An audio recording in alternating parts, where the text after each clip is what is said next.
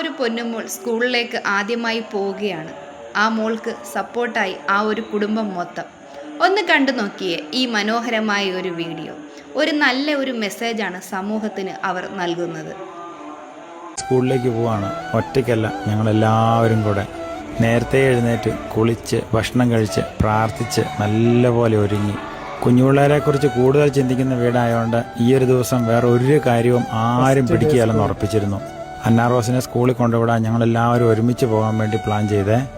അതുകൊണ്ട് രാവിലെ എണീക്കാനും പല്ല് തേക്കാനും കുളിക്കാനും ഒന്നും രണ്ടാമതൊന്നും പറയേണ്ടി വന്നില്ല. എല്ലാം ടപ്പ് ടപ്പ് ടപ്പ് ടപ്പേന്നും കഴിഞ്ഞു. ഇനി എന്തെങ്കിലും ഞങ്ങളുടെ ഭാഗത്ത് ഒരു കുറവുണ്ടെങ്കിൽ അതും കൂടെ നികത്താൻ വേണ്ടി പപ്പായും മമ്മിയും മരിയയും ഞങ്ങളെല്ലാവരും കൂടെ നല്ല പോലെ അനുഗ്രഹിച്ചങ്ങ് പ്രാർത്ഥിച്ചു. ഒന്നും വിചാരിക്കരുത്, നമുക്ക് കൈയുണ്ടല്ലോ, അതെപ്പോഴും അങ്ങോട്ടും ഇങ്ങോട്ടും ആട്ടിക്കൊണ്ട് നടക്കാനുള്ളത് മാത്രമല്ല, അത് മക്കളുടെ തലയെ വെക്കാനുള്ളതും അനുഗ്രഹിക്കാനുള്ളതും കൂടെയാണ്.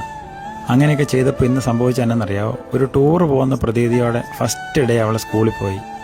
പല സമയത്ത് ഞങ്ങളോട് ചോദിച്ചു, നമ്മളെല്ലാവരും കൂടി ഇന്ന് സ്കൂളിൽ പോവാണോ വേറെ എവിടെയെങ്കിലും കൂടെ പോവാണോ എന്ന്.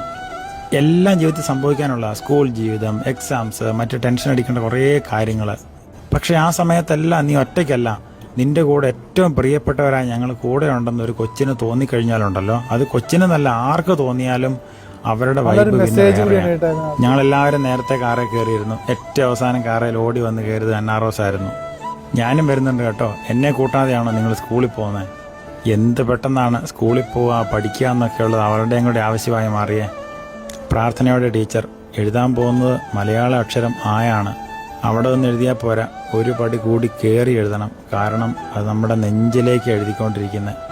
ഒരു നാടിൻ്റെ ഭൂതം ഭാവി വർത്തമാനം എല്ലാം ഒളിപ്പിച്ചു വെച്ചിരിക്കുന്ന ആ അക്ഷരം ടീച്ചർ അവിടെ അങ്ങ് എഴുതി അവളുടെ കൈ പിടിച്ചോണ്ട് എല്ലാവരും ഒരുമിച്ച് അത് ഏറ്റു പറഞ്ഞു. അന്നാറോസിൻ്റെ കൂടെ യാത്ര ചെയ്ത് ഇതെല്ലാം ഇങ്ങനെ നോക്കിക്കണ്ടപ്പം എന്തോ വലിയൊരു ശാന്തിയും സമാധാനവും കൊണ്ട് ഞാനിന്ന് നിറഞ്ഞു. ഉള്ളു തുറന്ന് എൻ്റെ കൂടെ പറയണേ, ദൈവമേ എല്ലാ മക്കളെ അനുഗ്രഹിക്കണം.